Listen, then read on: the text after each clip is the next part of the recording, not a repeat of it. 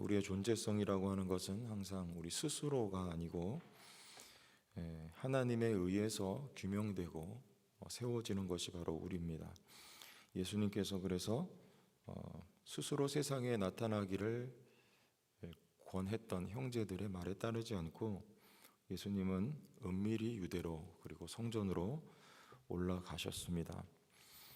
그곳에서 예수님께서 가르치신 내용 역시 마찬가지 다르지 않습니다.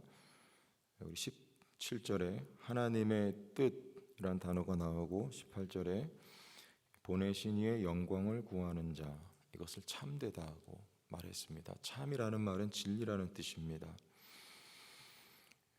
진리이신 예수님은 하나님의 뜻을 행하고 하나님의 뜻, 영광을 구했던, 나의 뜻과 나의 영광이 아닌 하나님의 뜻과 하나님의 영광을 구하셨던, 하나님께 보내심을 받아 하나님이 말씀하신 것을 가르치셨던 예수님을 이렇게 말씀을 하고 있습니다.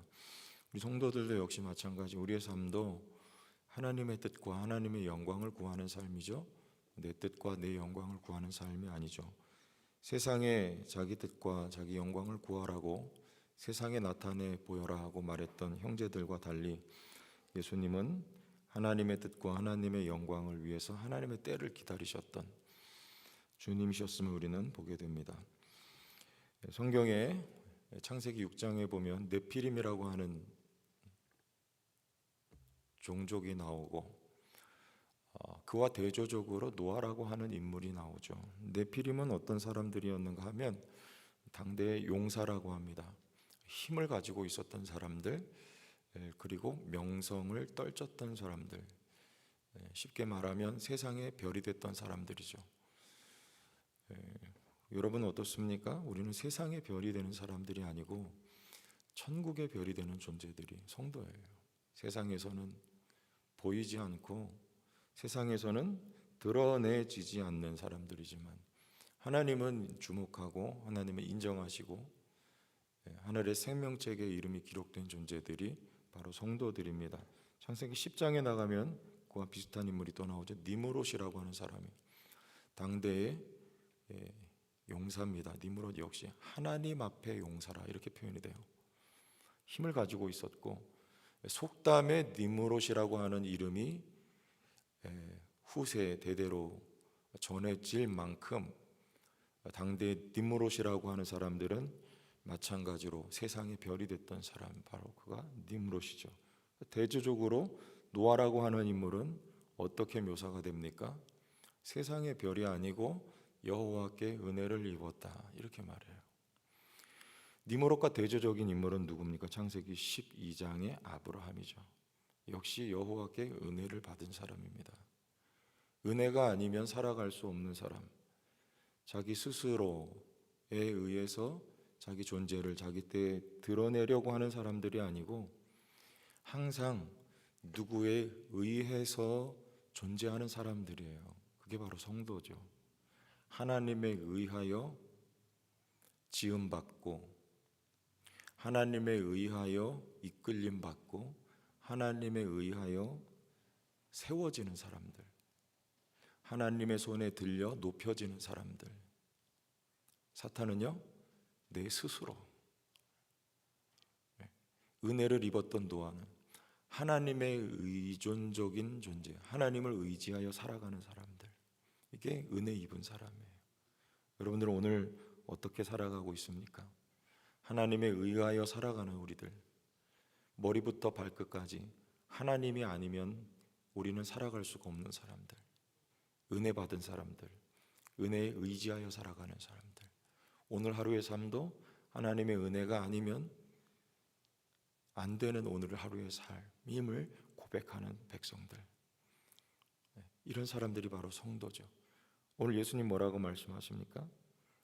내 뜻이 아니고 하나님의 뜻을, 그리고 하나님의 영광을 구하는 것. 예수님은 그것을 위해서 이 땅에 오셨다고 말씀하시고 예수님께서 성전에서 가르치신 그 가르침의 내용 역시 다르지 않다는 것입니다. 하나님의 뜻이고 그리고 하나님의 영광을 구하는 거죠. 여러분의 삶에도 내 뜻과 내 영광이 아닌 하나님의 뜻이 성취되기를, 그리고 하나님의 영광이 드러나지기를 소원하는 우리 모두가 되었으면 좋겠습니다. 하나님의 뜻과 하나님의 영광은 그가 하신 일을 보면 알아요. 어떤 일입니까? 우리 23절에 모세의 율법을 범하지 아니하려고 사람이 안식일에도 할례를 받는 일이 있거든 내가 안식일에 사람의 전신을 건전하게 한 것으로 너희가 내게 노여하겠느냐. 이게 어떤 사건이에요? 앞에 38년 된 병자를 베데스다 목가에서 고치셨던 그 사건을 말씀하시는 거예요. 하나님의 뜻, 하나님의 영광이 어디서 드러납니까? 하나님의 뜻은 다름 아닌 사람을 살리는 거죠. 예수님께서 요한복음 11장에 나사로를 살리시는 대목에서 마르다에게 그렇게 말씀하셨어요. 내가 믿으면 하나님의 영광을 보리라. 나사로를 살리실 때 그 사건을 통해서 하나님의 영광이 나타나는 것이죠. 죽어서 냄새가 나는 사흘 동안, 그러나 그를 일으키셨던 주님의 부활의 권능은 영 죽었던 우리를 그리스도 안에서 새롭게 살리신 하나님의 은혜를 보여주는 것입니다. 하나님의 뜻은 사람을 살리는 거예요. 오늘도 다르지 않습니다. 하나님의 뜻은 성도 교회를 통하여 사람이 살려지는 거예요. 민족과 열방이 회복되는 것이고 주님 품에 돌아오게 되는 것, 그것이 하나님의 뜻입니다. 하나님의 영광은 어디서 드러납니까? 사람이 그저 살려집니까? 사람이 살려지는 데는 누군가의 희생이 수반된 거예요. 주님의 십자가의 보혈이 있어 저와 여러분들이 살게 된 것이죠. 성도교회를 통하여 사람이 살려진다 할 때는요, 이 교회 가운데 누군가의 피가 쏟아져야 되는 거예요. 헌신이 있는 거고 희생이 있는 거고요, 죽어짐이 있어야 되는 것입니다. 그때 하나님의 영광이 드러나는 것이죠. 하나님의 사랑을 담지한 하나님의 백성들을 통하여 희생이 펼쳐지는 것이죠. 여러분, 왜 주의 교회를 왜 희생하십니까? 누군가의 강요나 해야 한다는 당위성 때문이 아니고 우리 안에 부어진 하나님의 사랑 때문이 아닌가요? 내가 오늘 주님의 교회를 위해 희생하고 헌신할 때 그 자리에서 하나님의 영광이 드러나는 것이 아닙니까? 하나님의 사랑 때문에, 이 땅에 오셨던 예수님 때문처럼, 하나님의 사랑 때문에 십자가 짊어지셨던 예수님, 하나님의 사랑 때문에 말씀이 육신이 되셨던 그를 보고 아버지의 독생자의 영광, 은혜와 진리가 충만하더라고 말했던 요한복음의 진술처럼 저와 여러분들의 희생이 있는 현장에 하나님의 영광이 드러나게 되는 것입니다.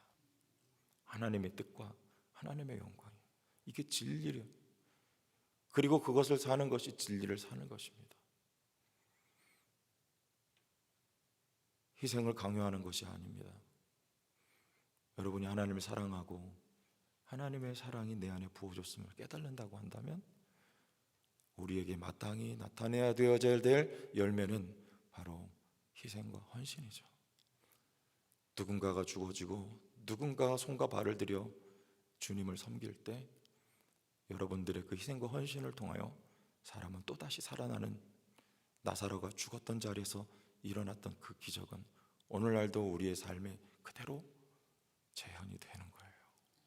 성도교회를 통하여 이와 같은 역사가 있기를 원합니다. 성도교회는 이 일하라고 세워주신 거예요. 이 공동체는 사람을 살리는 공동체, 사람을 살리는 일을 하는 공동체가 되어져야 합니다. 그게 목적이에요. 중세시대에 롤라드라고 하는 사람들이 있었어요. 그때는 우리가 지금 이렇게 흔히 읽고 있는 이 성경을 사제가 아닌 평신도들은 읽을 수가 없었던 시대입니다. 성경이 지금은 한글로, 영어로, 각 나라 언어로 번역이 되어 있지만 당시는 라틴어 하나였어요. 라틴어는 누구만 공부했냐면 사제들만 공부했어요. 사제들만 성경을 읽었어요. 당시 암흑 시대라고 말할 수밖에 없었던 그런 시대가 될 수밖에 없었던 이유는 말씀이 없었기 때문이에요. 그러나 그때에 위클리프라고 하는 혜성처럼 나타난 사람이 이대로는 안 된다, 성경을 영어로 번역해서 일반인들도 읽게 만들어야 된다, 그래서 성경을 번역하는 일을 했습니다.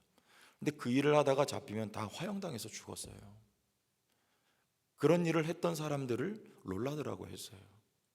오늘날 우리 손에 이렇게 성경이 들려지게 된 것은 그들의 피 뿌려짐이 있었기 때문이에요. 희생과 죽음이 있었기 때문에 오늘날 우리가 자유롭게 하나님의 말씀을 읽고 하나님을 성경을 통해서 만나 배울 수 있게 되었던 것이죠. 오늘 성도교회도 은혜 받은 하나님의 백성들, 하나님이 내게 부어주신 은혜가 너무 감사하여서